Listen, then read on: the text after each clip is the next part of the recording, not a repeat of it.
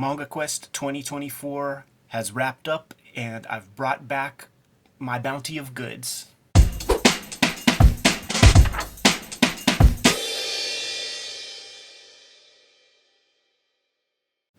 Welcome to your favorite YouTube channel, Cartoonist Kayfabe. My name is Ed Piskor. I'm Jim Rugg. As I said in the pre-intro, Jimmy, the Manga Quest has wrapped up. It is successful.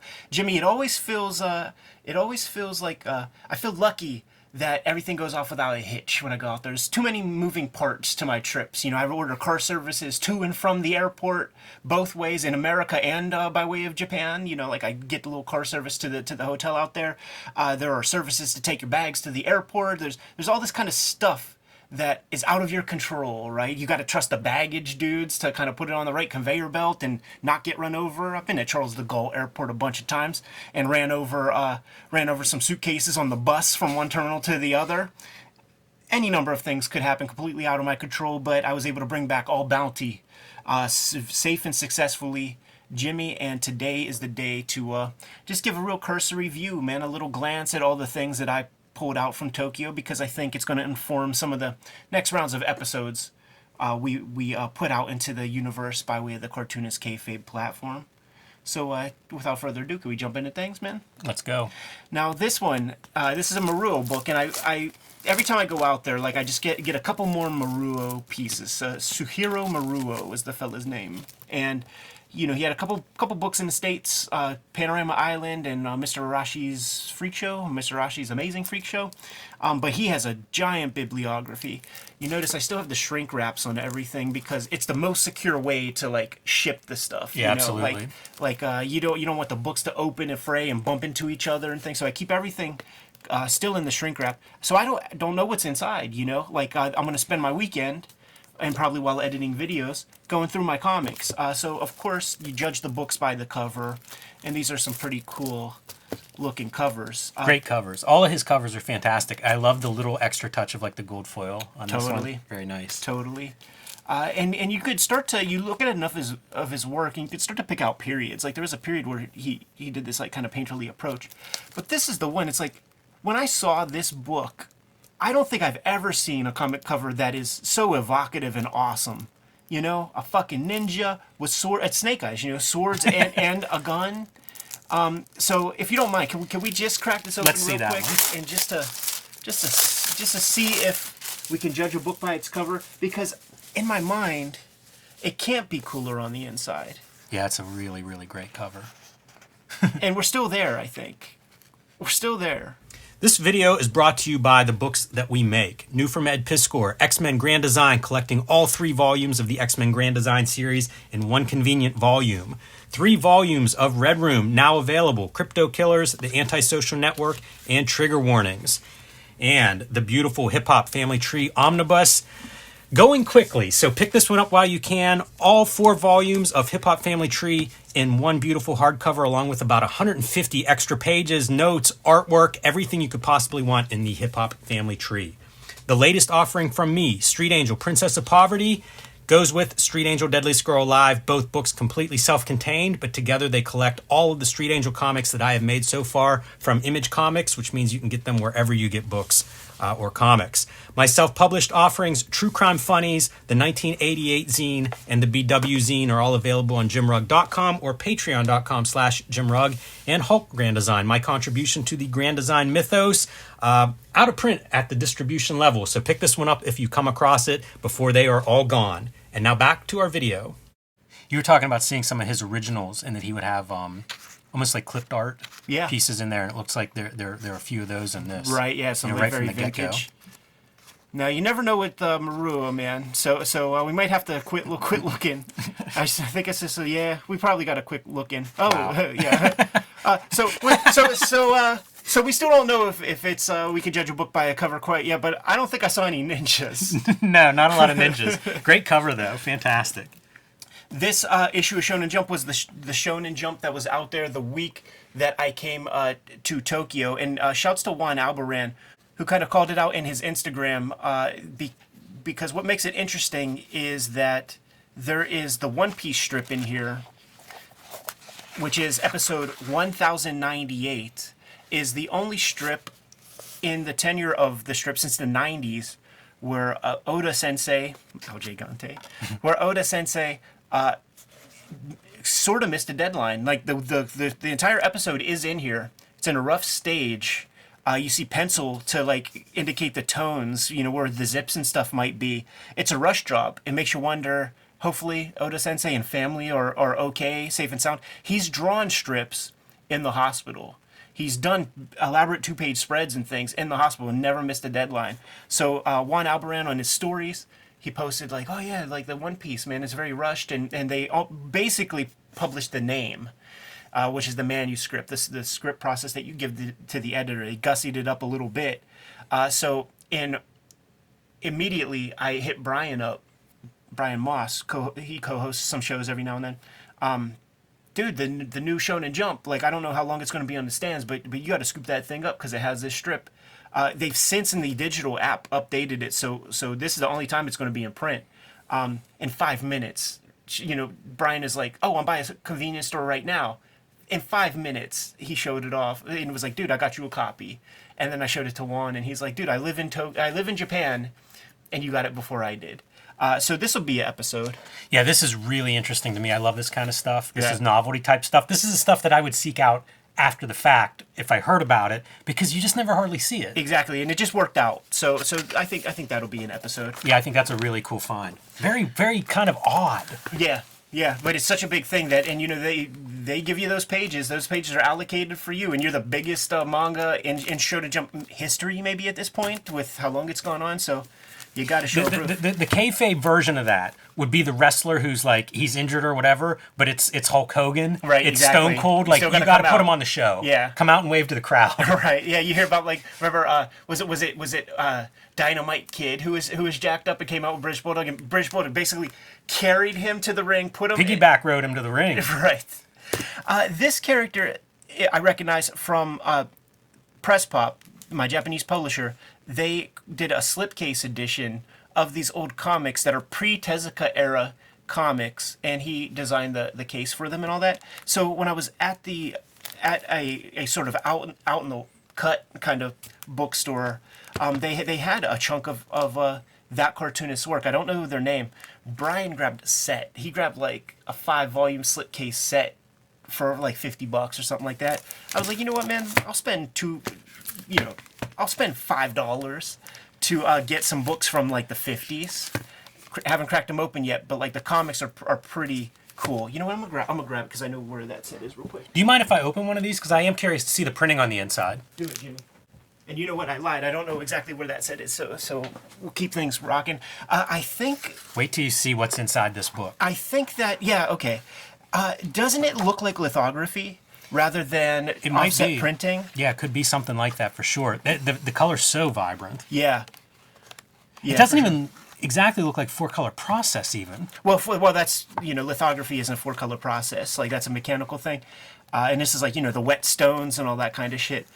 This is when you have thick pages like this and this level of color and craft, this leads me to believe that it might be what they call the Kashihon, which is the rental manga. And that would be the era. That's the pre-Tezuka era. Hit a home run with this one. That's really cool to see. I'm excited by that.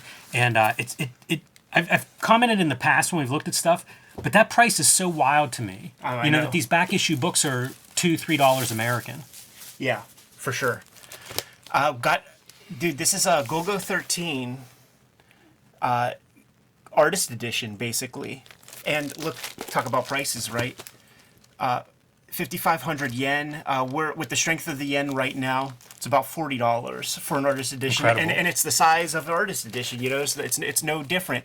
Found this one in the wild, but I do know that Sean Japan Book Hunter has some stock because I actually pulled this from his stock, and then while I was out on my travels, I was like, you know what, dude, keep that one, sell it, because like I'm doing a video, and I grabbed it out in the wild.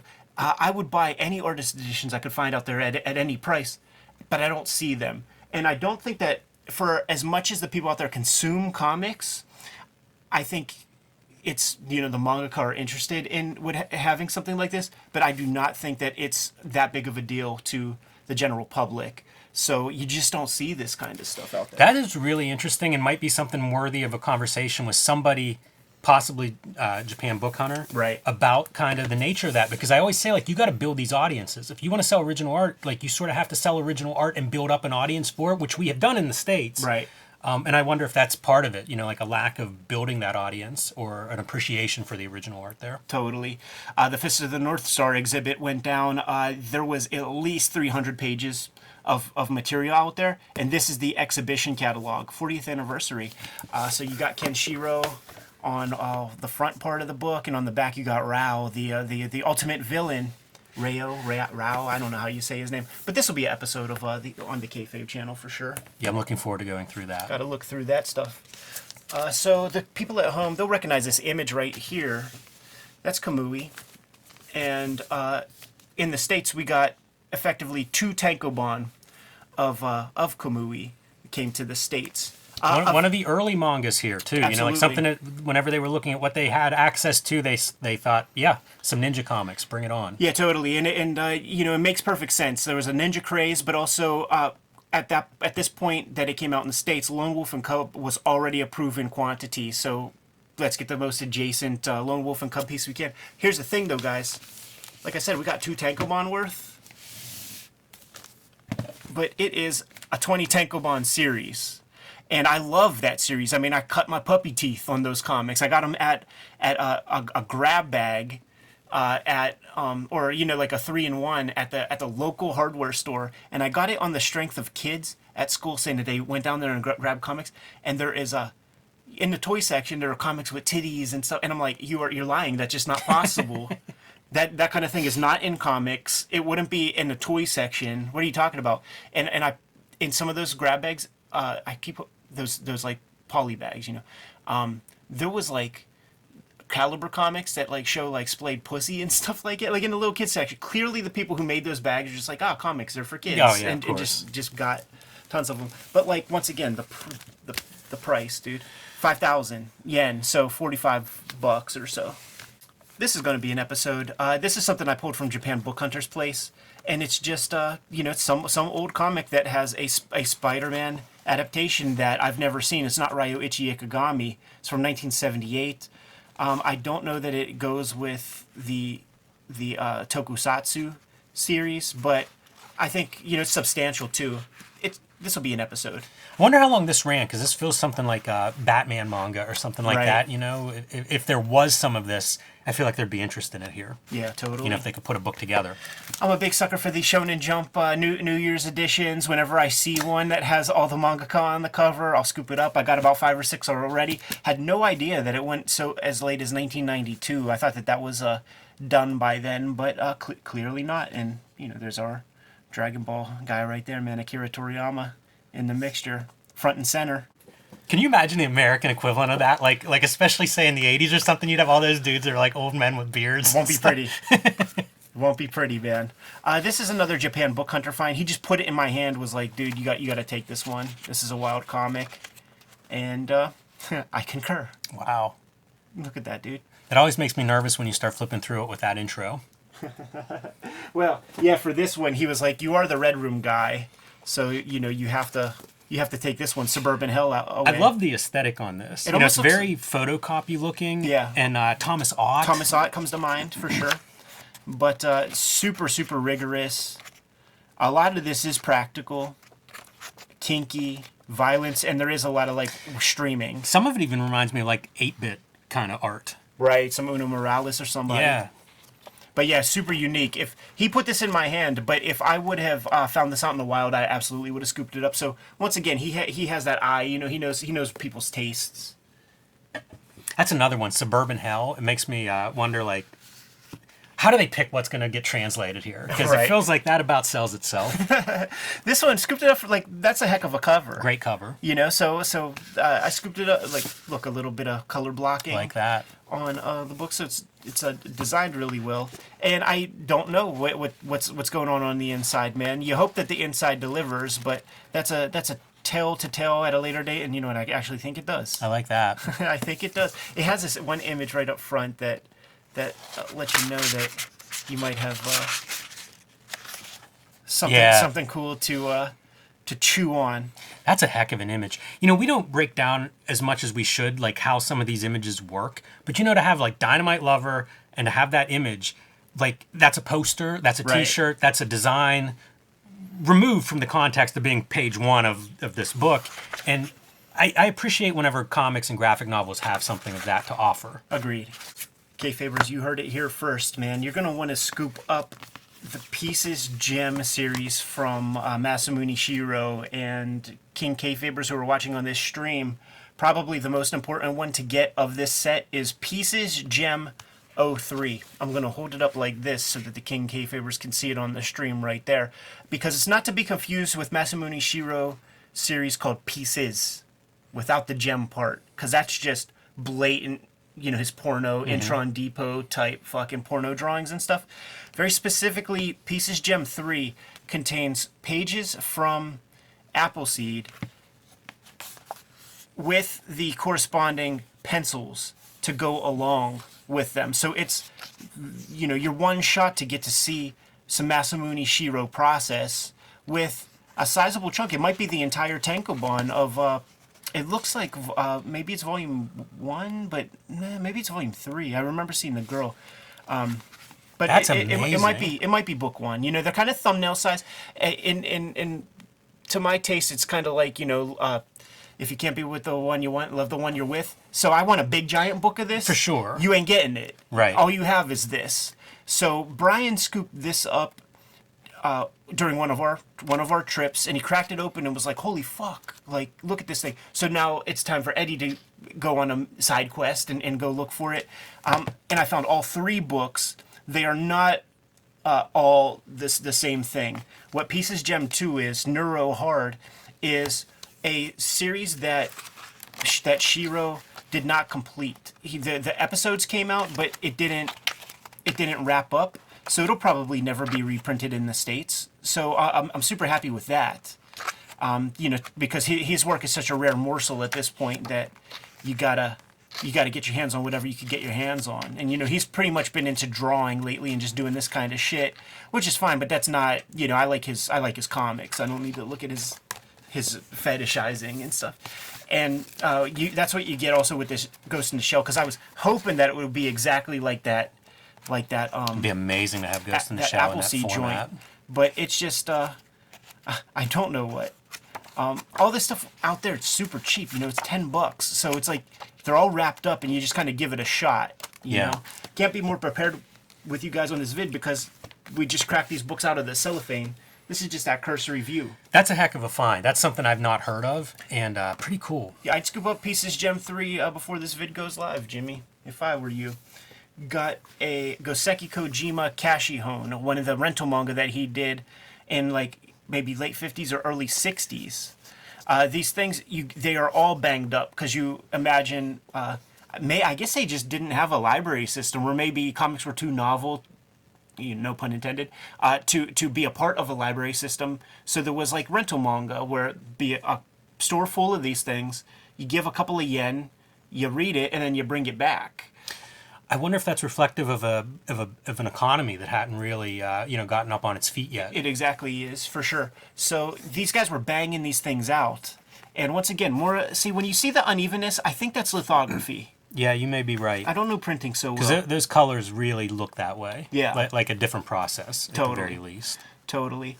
But you know, if you read Drifting Life, like these guys had to bang these things out, and you see the smallest shades and glimmers of future Goseki Kojima. Of course, he's a lone wolf and cub artist for those new. You do wonder like how fast he's drawing this. He was Sanpei Shirato's assistant at a point, so he's probably doing assistant work while doing this thing on his own. And the big story, I always forget the title of that Tatsumi rental manga. It's Black Blizzard. Black Blizzard. I was going to say Black Winter. But Black Blizzard, in A Drifting Life, I think he talks about drawing that thing in about 25, 26 days, 124-page comic. I don't know if it's even that long. It's fast how he draws it. And we have a video on that if you've never seen that at home.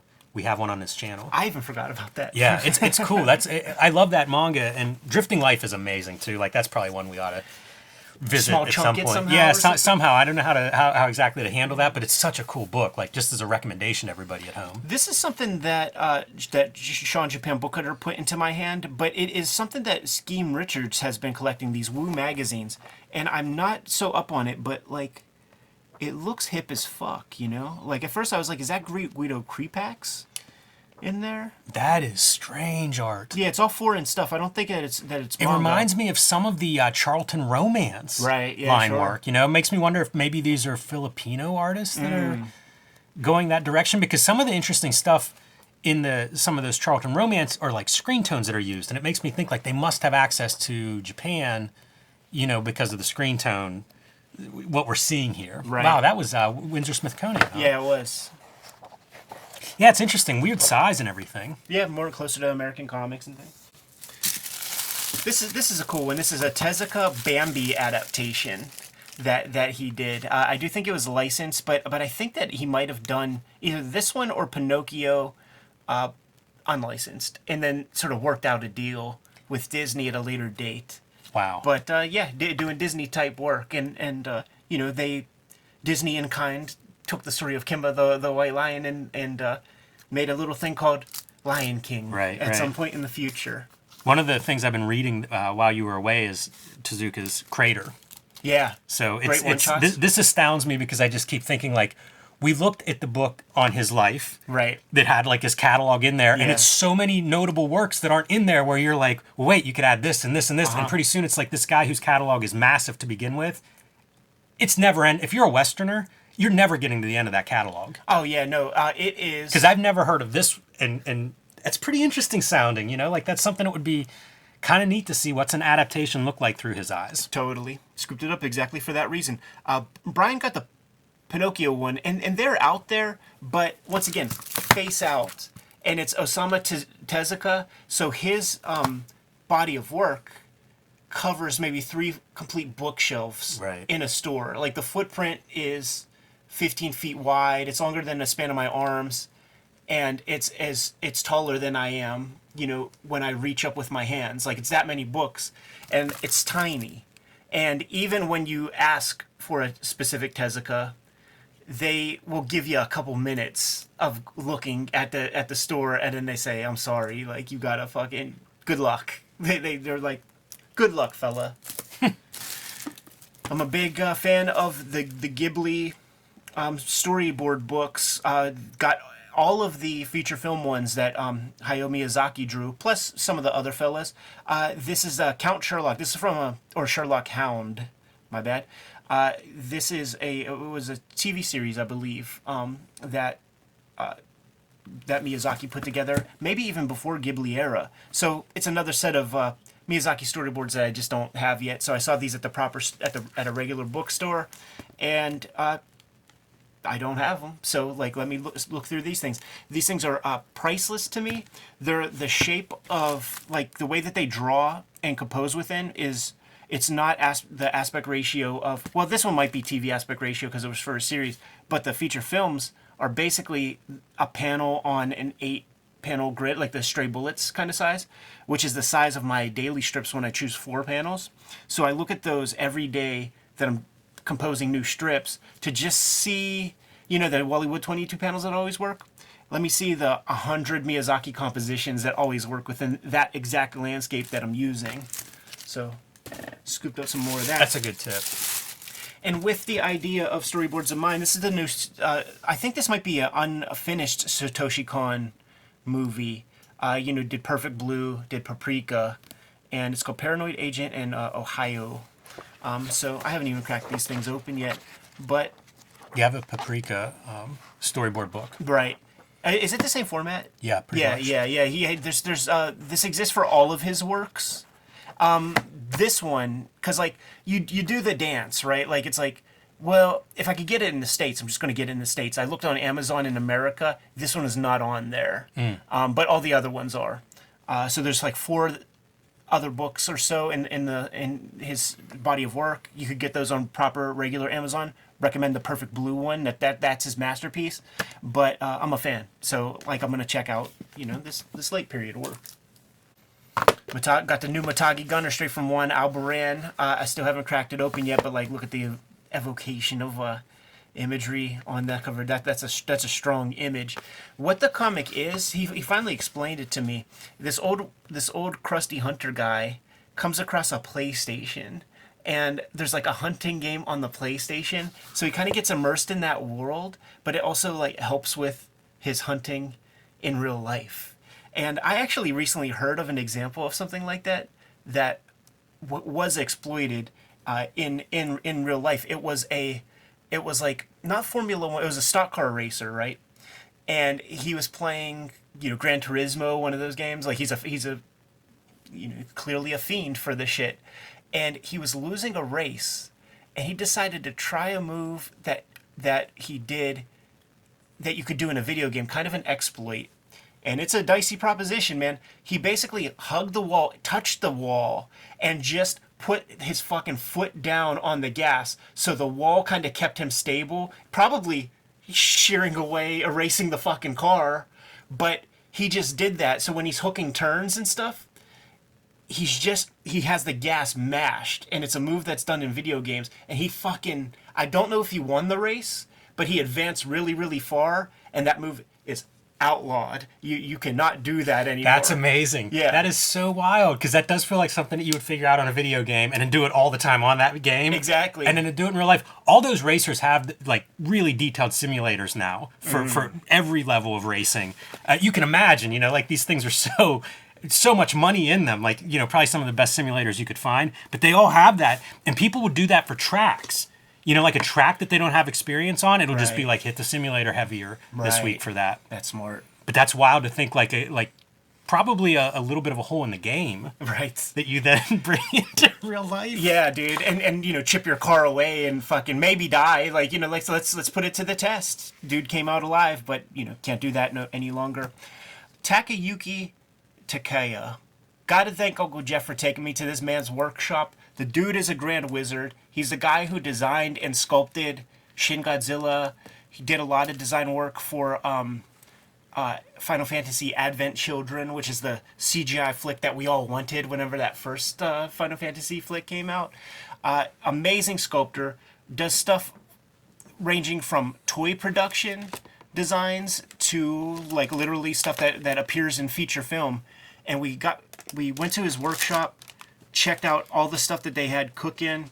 Every inch of this workshop that you looked at, you found something interesting, half produced, whatever. And this is just like digital yokai paintings that he did. He didn't exhibit. And these yokai are like old kind of like spirits in Japanese folklore and things. So his wife's a photographer, and I don't know if she took the photos, but he did these digital paintings of these yokai over top of these photographs. And some of it's like, this literally can be the wood on the floor in his studio. Mm-hmm. And he generates some paintings from that stuff. So that was a cool thing. He gifted this to us when we visited his studio. Keeping up with the process trend, Jimmy. This is the storyboards for Ghost in the Shell. This is for the movie. This is a book that you can get in the States. Cost you over $100. It was cover price, $35. Well, $28 or so. And the anime. For the anime film from 1995. Amazing. So once again, when it comes to composition and things like that, it gives you a big scoop on. I like the presentation of the storyboards in this too. That you get some bigger. Right. Some of them are blown up, and man, some of the detail. Yeah, totally, man. What a book! This one's beautiful. We went to that black market dude in Nakano Broadway who has the animation cells on the top floor, and he had a cell from this sequence, which is like totally the one that you would want. It would be like in between here somewhere. It was $3,000. Yeah. For the cell, like the full body. These are unbelievable drawings. Yeah. Absolutely. Did Shiro I don't think so. I don't think so. Because this is, like you see, this is for the animation. So you know what? My bad. This is not storyboards. This is like the cell drawings, you know. So it's closer to Keyframes or something. yeah, it's closer to that those two Akira books that have the cells and stuff like that, rather than the storyboard books. So Pretty yeah, awesome. This is the final produced artwork that would then be, you know, Xeroxed or whatever, and scooped up. At the same store, we were out in the middle of nowhere. We went to go look at old statues and temples and stuff. But it's some Evangelion work for some of the ancillary movies and shit that weren't a part of like the original Groundwork. That's such a weird. series. Right. I haven't heard that before. Right. So, you know, I took a shot because once again these things were in shrink Yeah. wrap. But I just cracked a shrink wrap on this one to take a quick look It's pretty nice. and see what we get in there, man. So it's a mixture, you know. It's sketches, but then you see like the actual production materials. I really like this kind of presentation for this type of material. Yeah, absolutely. It's very man. flattering. It looks great. Last trip, all my friends bought some process works from Evangelion, and you can't quite see it in this. And it might not be the primo crew, you know, like it might not be Hideaki Anno and those guys, but the faces, you could see the underdrawing of the faces, and it would be a perfect circle. And then they would, like, you know, add the mandible jaw. I don't know if you've seen this on your Instagram feed, Jimmy, but it kind of fucking blew my mind. And once you see it, you can never unsee it. They said that the anime face, what you know to be the sort of manga anime face with the big eyes and the kind of like little muzzle nose, these proportions are not based on human beings. It's cats. Everybody's a cat. And once you see it, certainly the side view and stuff, you put a cat face up to it. This is a little bit more extreme because you got a pointy nose. But the way they typically draw the noses and stuff, you totally see it in there. Yeah, I really like both of these, this and The Ghost in the Shell, for a resource. And it's interesting to look at this stuff before you sit down to draw. You know, like thinking Totally. in those terms, because I've heard lots of artists talk that way. And it's a wide variety of what people will look at is like, oh, inspiration or check this out. These are great, especially with the ratio. Right. It's brilliant. And then last but not least is my haul from Comitia. Oh, sweet. This last round, man. And this is the guidebook. And it was the first time that we were ever prepared ahead of time. So what happens is you go to almost any contemporary bookstore, because, you know, so many of the places. Mandarake, it's arbitrage. It's old rope that's being sold. But you go to any contemporary bookstore, and in the front, there will be just stacks of these Comitia guides. You have to have the guide to gain entry. You got to like show off that you have it. And before, there used to be like a paper with like a little wrist badge. But I guess the past couple of times, since no contact or something, like, you know, that's not been a part of the game. These are the next Comitias coming up, man, in 2024. So I'm going to try to get to see probably that May one and the November one again as well. It's amateur comics. You know, it's people who aren't necessarily professionals. It's all original works. So that's why I prefer Comitia over Comiket, which is Comiket is the you know, that's the gay sex Dragon Ball Z comics, and the new doujinshi that is all the rage right now is Once Upon a Time in Hollywood doujinshis. And That's some pretty people. what's funny is this, you know, there's those stereotypes of like, how do you tell this person from, like, that's what they think of white people. So like Brad Pitt and Leonardo DiCaprio, interchangeable. Like, you don't know which one's which or anything like that, man. It's very funny. And so I think there should be a Comitia video, and we'll just show this just a broad strokes. But like for like 100 yen, this guy just had probably a dozen like bestiaries of weird shit that he made, and just, you know, stapled them, just loose leaf paper. It still blows my mind because like 100 yen, 100 yen, 80 cents. right? Like, I don't think you could do this in color. I can't produce that for 80 cents here. No, you yeah, know? totally. And it makes me just wonder, like, what's the deal? Why is printing here so much more expensive? Yeah. Shouts to this dude Oscar, man, who was like, "Are you Ed Piscor?" Like, who was tabled out there, man. So he's put this in my hand because it's in English. So that was pretty cool. I might have collected a couple of things from this particular guy in the past. I'm pretty sure I got 2. Yeah, of just, fully penciled stuff. But what's funny is he's so anonymous. Like, he doesn't have any website. Like, my guys weren't able to find any information on him. And there's nothing in the books about, he doesn't sign it. He doesn't put his name in here anywhere. But the work is super cool. It's very good. Do you interpret that as like this guy may be high profile somewhere else? Totally. Because that's how it works. There were Shonen Jump cartoonists who have, full careers and shit. And they like to do hentai. Maybe they started at hentai before they were doing Jump comics, and they have a different pen name. And do you think that's all pencil on paper? Like when you see the solid, it really looks. I don't know why you would do this digitally. Right. I do think it's practical. That's pretty cool. Yeah. Almost all the stuff that I grabbed out there is practically done, I imagine. We showed this off on the last Comitia thing, then, so I had to get the new issue of that.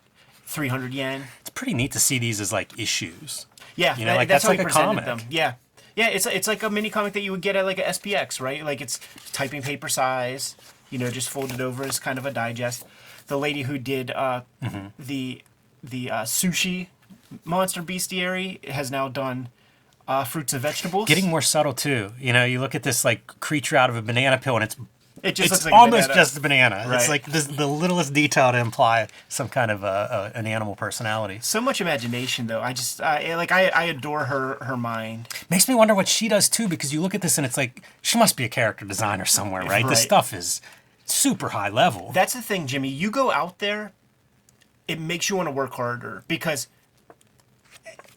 I could have spent $30,000 at Comitia. Yeah. If I had it, and you know what I'm saying. It's so like, I don't know what the word is here, but like there'd be stuff there that you'll never see again, and there's probably not even a record of it. Like, that's true. I mean, how these are relatively small quantities. A lot of this stuff we've talked about that in past episodes when you cover Comitia, and it's like.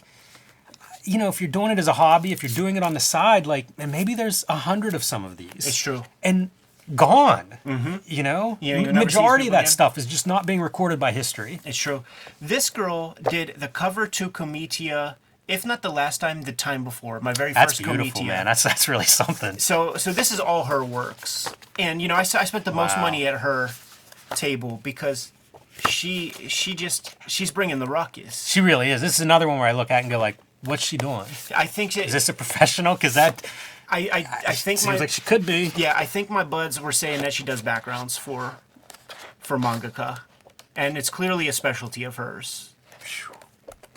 Yeah, that one was sweet with like the perspective under. You could see the under drawing. Right, and then there is a section at Comitia that is just it's art books. Yeah. It's illustration books, and that was unfortunately the last section that I went to. So like I'm dying at that point, and I there was a lot of good stuff there because that's where Brian and his crew started, and Brian's wife got a bunch of good just illustration books. But when you see this on a dude's table, how do you not bring this back?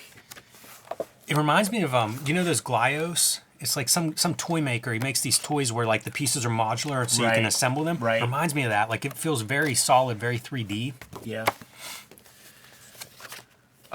Some wrestling comics. Add them to the box of gimmicks. That's it, man. Pretty good. I do think that there is some scissoring going on, so we won't necessarily stick to that. A lot of sexual themes in all these comics. There's a zombie. Just a zombie comic. We're Pittsburgh boys. I'm a sucker for that. This was a cool thing, man. Cat Shit One. I picked up a Cat Shit one. Antarctic Press has published a bunch of Cat Shit ones. Amazing, because they ran out of volume 1 when I was there. It's a very, very old dude, and he specializes in military comics and things like that. And this is kind of like his aside project, just like something fun that he does. That's amazing. Like literally, I got one at like a quarter sale over Thanksgiving. Like Black Friday. Isn't it how funny how you live a life not knowing that comics? It'd be worth looking at because it reminds me of things like Don Lomax's Vietnam Journal. There's a lot of it's fascinating. It's beautiful art. It's really interesting. Yeah. I mean, weirdly, you could probably talk about it like in the context of a mouse, right, or something. Obviously, totally different in a lot of ways, but still with these cartoon animal characters in a real life situation. Right. That's neat to see, though, man, because I've admired that series in its translation, which I have as comic books, not even like Tankobon or anything. Right. They probably are collections, but it's cool to see like an original, you know, what it's coming from. Totally. That's amazing, and that guy's set up as like an amateur. Or Or small press or self-published or something. Everybody knows he's a pro. Like, he's got a big line. He's got the most accomplished looking books on the thing, and everybody knows him and stuff. I think you know, he's an old dude, maybe not producing stuff anymore, and is just you know, making the scene, putting some FaceTime with the crowd type shit. Because the Silent Mobius dude does the same thing. You know, and that's something that we know, but it's not like, you know, it's not One Piece. So the guy is that's fascinating too, because there are those versions that like it's been licensed and translated here, so in our head it's a certain level, right? And then it's like, oh, but in Japan that was kind of a middle of the road, you know. Exactly, man. And then we'll end with this one. You might recognize, like, I got a color comic by this creator that was full color and is very, like, you know, super dense with artwork. You know, it's Jeff Darrow, like. So they had more comics, but I opted to go for the art book, and just the rigor of it, like, speaks directly to my soul. The clarity of it, the penmanship. It's just it's a beautiful book. That is wild stuff. Fantastic artist, and when you see stuff like the millimeters and shit, that lets you know that this thing's on paper. Yeah, and you know, you look at this and it's like one of these drawings, like the amount of detail in the penmanship in that. Right. And then it's like, I don't know, there's 100 pages there. Right. Jeez. Wow. Just intense imagination. I've become more. That's beautiful. This looks like it could be something featured in like an underground comic. And you know, like next to a Crumb kind of thing. Yeah, totally. It fascinates me because I've come across more and more this idea of like, especially kids think in it almost like as drawings. Yeah. And it's almost like, now imagine if we cultivated that more. Because this you. is not a 5-year-old thought. This is somebody who's like, you know, 30 years, 40 years, 50 years of like thinking in drawings and thinking in these 10,000 marks that make up this drawing. I wish we cultivated more of that, because this does represent somebody's thought process. You're right, man. And we don't. We snuff it. Everybody quits drawing by the time they're 10 here. Right. One place that it's so funny that you have this idea, because like we did an episode out in Tokyo. It'll come out at some point. We looked at some Taiyo Matsumoto art books, and did I say his first name incorrectly? Yeah, that's right. Okay. A couple Matsumotos That's how I say out it. there. I may be a little bit wrong. Yeah, a couple Matsumotos out there. And I had those thoughts, like looking at that, because it's pure imagination. Unlike this, I don't get the sense that he pencils, you know. So like he's just putting pen down on the paper and drawing, the wildest. I've seen stuff. 3 of his art shows. Amazing. Yeah, It's we did so that bizarre. one at TCAF. Yeah, none of them have been in the U.S. Right. randomly. And you did France. What was the other one? Denmark. You know that lucky museum they bastard. have in Viborg? There was like I think it was an animation show, so it was like animation art from Tekken King Creek. Dig it. Yeah, so I guess we just did the Komitio Hall video, so there's no need to do that, man. But it was a very, very fruitful... Oh, you know what, man? I forgot a couple of things. Uncle Jeff Darrow, we did a show called Brave and Bold, and he's going through his artworks, and he's like, here, Ed, this is for you. And he did a big old Ken Shiro from Fist of the North Star. Fighting in tandem, you see he's closer in perspective than the cowboy is, so it's off camera where the villains are, but they're a team. At first, I thought it was Shaolin Cowboy versus Kenshiro, right. which would hurt my feelings. But That's clearly, beautiful. they're looking off camera. Do you know what he inks this heavier line with? It's fucking microns, dude. There is a micron. There was like a 12. You know how like the thickest you might have is a 1? I have a 12. He uses a 12. I have a thing that's a 3, and it's a chisel tip micron. It's very weird. The 12 I mean, that's big, dude. That looks bigger than the 12s to me. That's a big line. The 12 is it not a like a brush tip? No, not the one I have. It's like a regular mark, but it's big. You know, it's probably And it's not called a micron, but it's still bigger Pigma. than a 16. Right? Oh, mine's a micron. It's a micron 12. So it's a Pigma. It doesn't say micron. It says something else, and it's the 12.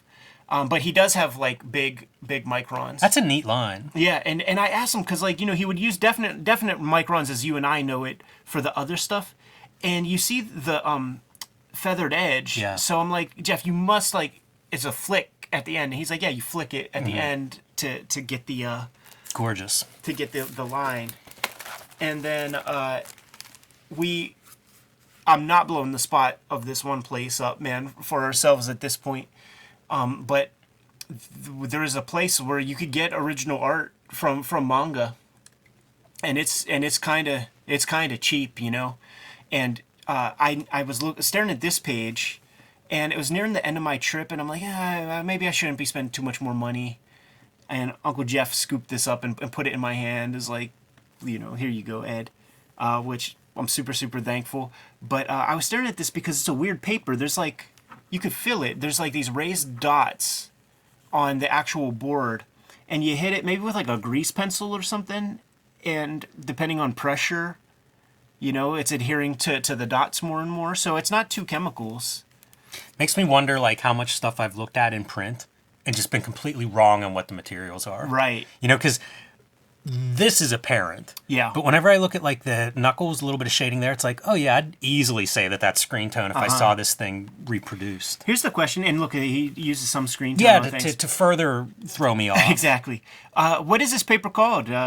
Kayfabe Crew? Because I wouldn't mind scooping a little of this up if it's still in existence. That could be a way to process some gray value in my next Switchblade Shorties comics. It's interesting. I'm looking at it, you know, from the side here, and we've got lights everywhere, and I can see like the little dots that are raised. Yeah, it's totally. Very. It almost looks like it would be shine. Maybe not great to draw on. Maybe. I think, you know, it has like looks like a surface coating quality. Totally. And you could see that, you know, like he's inking over top and it's not picking up all the, you know, some of the white of the paper kind of shows underneath. So this is a mangaka who knows that it's going to be printed shitty anyhow. And even if that was full black in the original art, it'll probably print looking like this.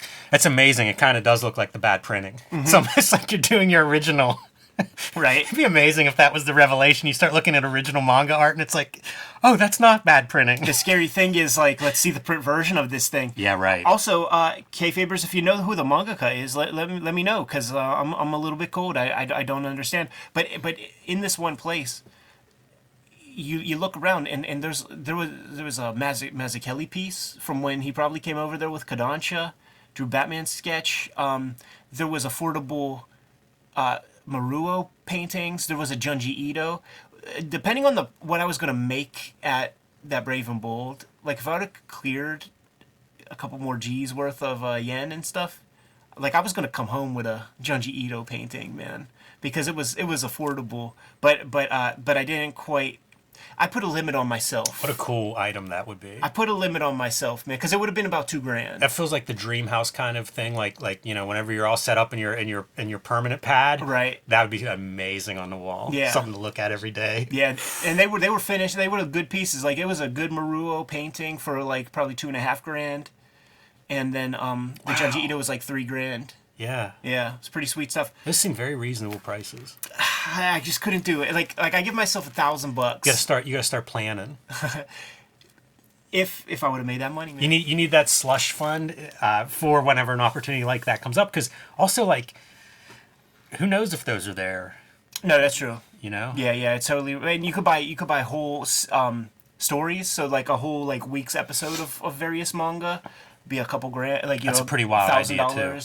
$1,500, stuff like that. I think some of that stuff must leak out. Because, like, I'll look on eBay and sometimes you'll see something sort of like that. Yeah. Although it's usually the stories, I think, are broke up, but you'll see where it's like, okay, clearly this is, like, several pages from the same thing. Totally. And it's probably people that go scoop up something like that and then break it up and sell it for a little bit. Yeah, my big regret with that is during COVID time, like when COVID was brand new. And, you know, everybody forgets, right? But, like, we were all kind of nervous and, like, is this the end of the world type shit? Nobody's making money. Will there be a comics industry? You know, this is what I've been doing for half my life. Am I going to have to figure something else out? And clearly people on eBay were thinking I better put together some cash. But there were cargo pages from that Love Gun. What was the thing called? Super Paranoid Love Gun, something like that. Yeah, I forget the exact title. We do have a video on that. Yes, we do. And but $250 a page, and there was at least a dozen pages and good looking pages from that book, $250. But I'm just like, maybe I need that $250 for groceries, Yeah, like right. over the next however long we're doing this stuff. It is interesting, I guess, because these guys draw so many pages too. Like, this stuff feels like when you see it, it usually surprises me that it is not more expensive. Because they don't have a market out there. Right. They don't even have a sense on like what. So they're like at that stage in their market when it comes to original art that we were in like the 60s. You know what I mean? Or like the 70s. So, like when we look at those super graphics catalogs and stuff, you could get pages for nothing. There must be vultures, like, There is. circling that stuff, just trying to pry that open to get at that. And we know a few. Yeah, we do. Good to go? I am. Kayfabers, like, follow, subscribe to the YouTube channel, hit the bell so that we can notify you when new videos are available. In part, the Cartoonist Kayfabe channel is brought to you by the Patreon, and the King Kayfabers on the Patreon get all the videos before anybody else. They've been hanging out with us in the live stream recording chat room as we make these videos too, so you mitigate the kayfabe effect by getting those videos before the vids hit Gen Pop. We are going to be at Big Apple Con in New York, December 16th. Make sure you swing through. Come say hi. It's been a while since me and Jimmy been in the Big Apple, so we look forward to seeing you, man. We know a lot of friendly faces out there. See you there December 16th. Ultimately, very important, the videos are brought to you by the books that we make. And before you, a little sample of the bibliography, but let's get into the details. Jimmy, what do you have? My latest release is Street Angel Princess of Poverty from Image Comics and Street Angel Deadliest Girl Alive. Together, these two books collect all of my Street Angel comics that I have made so far. This actually collects some of the original Street Angel comics. So this is the 20th anniversary of Street Angel's publication. And unlike Deadliest Girl Alive, most of these are in black and white. So kind of a contrast. We look at a lot of Cartoonist early work. This is a chance to see a character evolve over about 20 years from the oldest to the newest story that is featured in there. I've also been self-publishing quite a bit. The 1986 zine, the BW zine, and True Crime Funnies are available on my website, jimrugg.com, or on my Patreon, patreon.com/jimrugg. You can read those. And the Hulk Grand Design, collecting my issues of Hulk Grand Design into one oversized volume. These are basically out of print. So if you haven't picked up a Hulk Grand Design yet, get one before they are completely gone, whether it's in your local comic shop if they still have one, or on Amazon if they still have them. But pick that up now, because the way Marvel keeps books in print, or doesn't keep books in print, those may be very difficult to come by. It's true, man. The Hip Hop Family Tree Omnibus is in stores today. We only have about 25% of these things left in stock, so you got to get it sooner than later, especially if you want to get this as a Christmas present for your loved ones. Thanks everybody who have already grabbed the books. Much appreciated. It's the best book I've made to date, and I appreciate your patronage. The order of the day has been Red Room Comics for the past 3 years.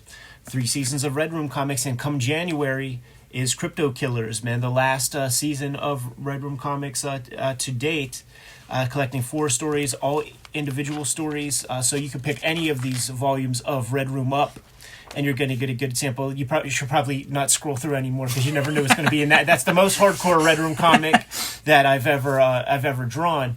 And in November came the X-Men Grand Design Trilogy trade paperback, collecting all of my X-Men Grand Design works. Some of those volumes are out of print and didn't get a reprinting in that Treasury Edition format. So this is the way that you're going to be able to get your hands on all of my Red Room comics. This page got full price for that, man.